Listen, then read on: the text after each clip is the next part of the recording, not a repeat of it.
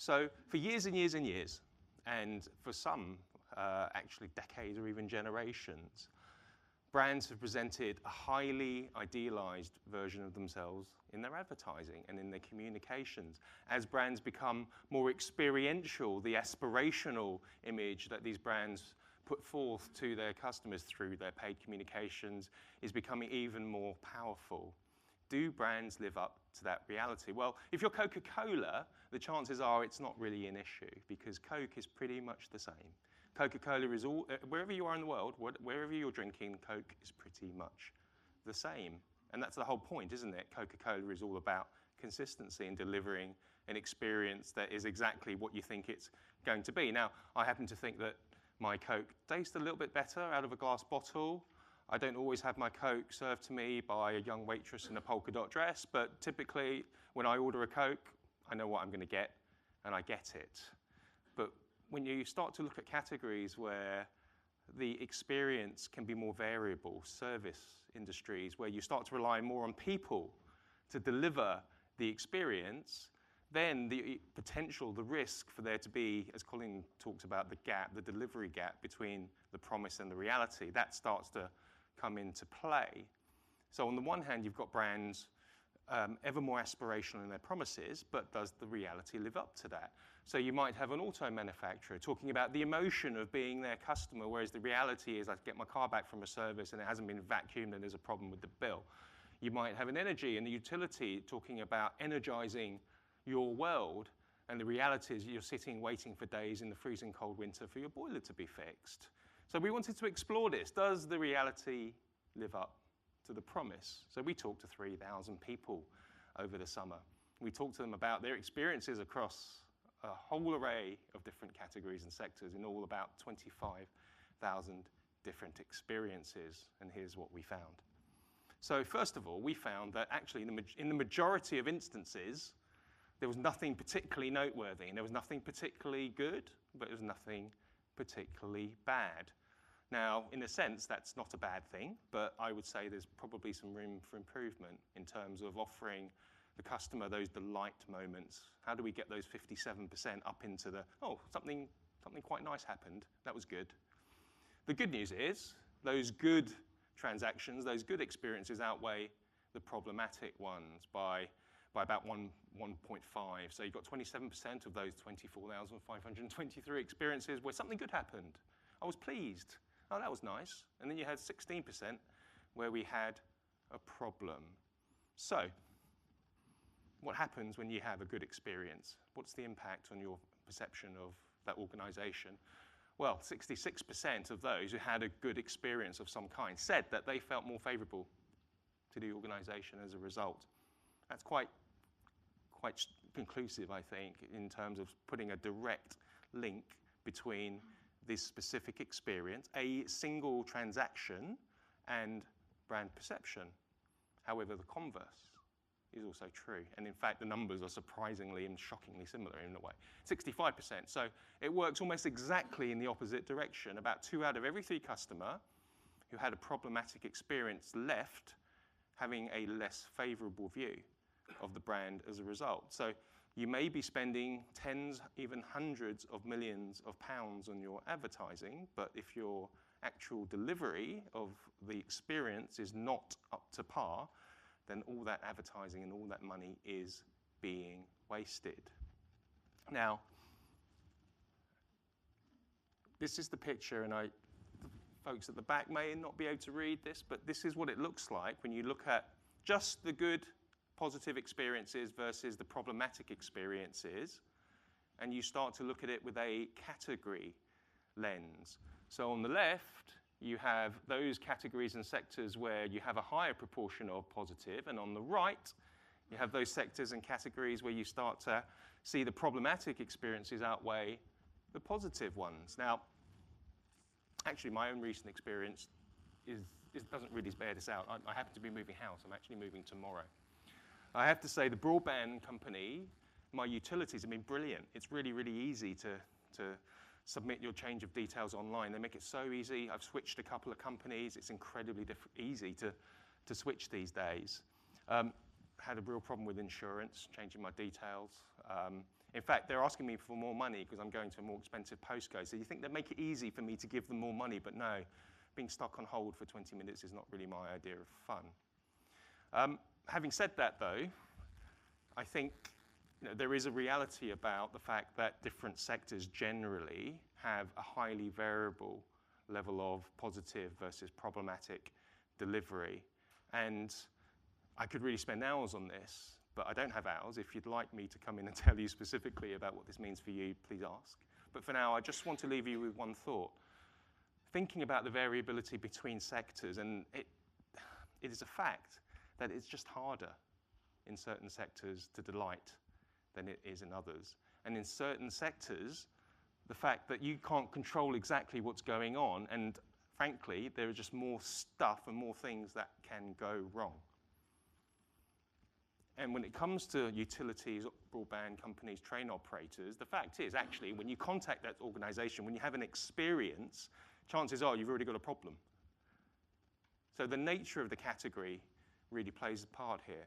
I was speaking to someone yesterday who set up the NPS program for Virgin Media.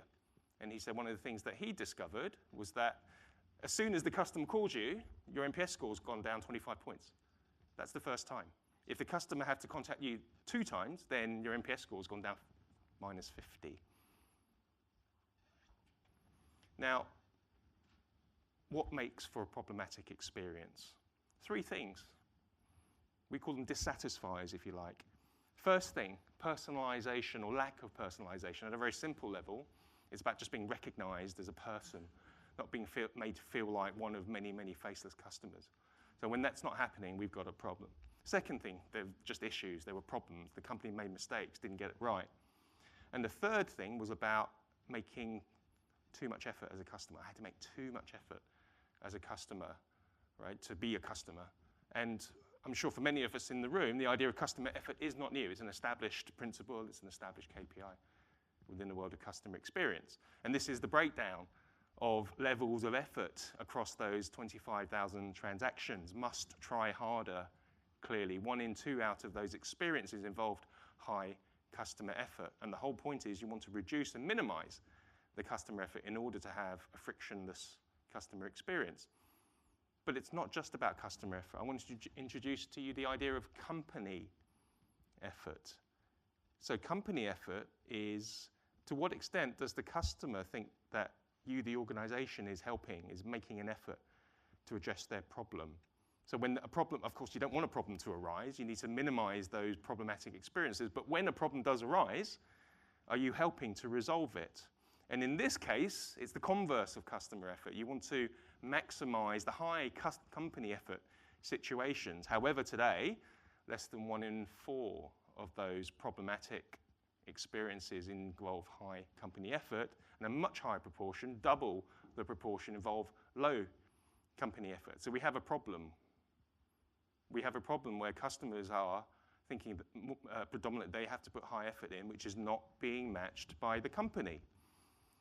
That gives rise to a situation when you have high customer effort and low company effort. When you compare that to the opposite way around, the customer is twice as likely to post online and therefore influence the brand perceptions of other customers and potential customers.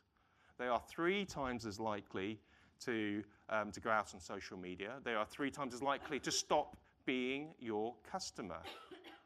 Very, very clear evidence there, and it's important to think about minimizing customer effort. It is even more important, in my view, to think about maximizing company effort.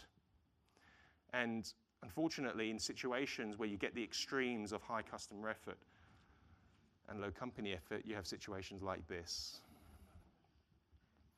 which become highly viral and highly public. But there is a silver lining.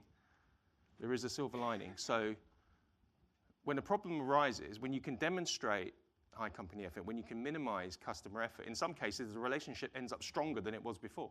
So actually, out of all those situations, those problematic situations, those that involved high company effort have half the level of unfavorable brand impact Okay? So in terms of numbers, 80% of low company effort situations end up with the customer feeling less favorable to the brand. If you demonstrate high company effort in those problematic situations, that number drops to 40. It halves. It reduces the damage to the brand by as much as half. So really, even though I think we're all focused on how do we minimize the issues and the problems can arise, let's face it. Things happen, particularly when you work in those sectors towards the right-hand side of my earlier chart. And in those clouds, there are silver linings. Acknowledging that problems do happen, when they happen, how are you helping to address them? Are you minimizing your customer's effort, and are you demonstrating high effort of your own? And in situations where high effort is in play, actually, you end up, interestingly, with 27% of customers who end up with a more favorable. There was a problem, but the company really made an effort to help me. And 27% of those people actually end up with a more favorable view of that organization afterwards. So what's high company effort? Well, actually, it's the exact same thing that annoys people. So the dissatisfiers and the satisfiers are pretty much the same thing. Number one, it's about having helpful people. It's having positive, helpful staff with a good attitude. Number two, this point about personalization. Make me feel like a customer. Make me feel it's about me. Recognize me as an individual. And number three, just keep me informed. Tell me what's going on. Don't leave me in the dark. Communicate with me. These are not complex things to do. Of course, matching the effort to the situation, identifying those customers who are unhappy, who have a problem, who want to see effort, that can be complex.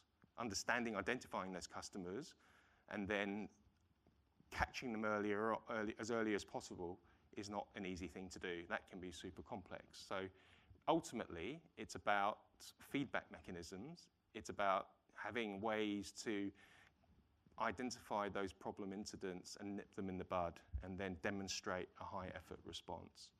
So in summary, there is no difference between customer experience and brand, not in the world of experiential branding. They are the same thing. I have demonstrated the clear link between a good experience and a favorable brand perception, a bad experience and an unfavorable brand perception. However, today, as it always has been, the reality is most of the money gets spent on advertising, doesn't it? It does. I've personally spent a lot of time sitting with clients, with organizations, talking about brand image, brand vision, brand strategy, at the highest levels of the organization. And yet, within the same organizations, customer experience often feels like a highly downstream. It feels much lower down the priority list. That's an operations thing. But then you get the delivery gap.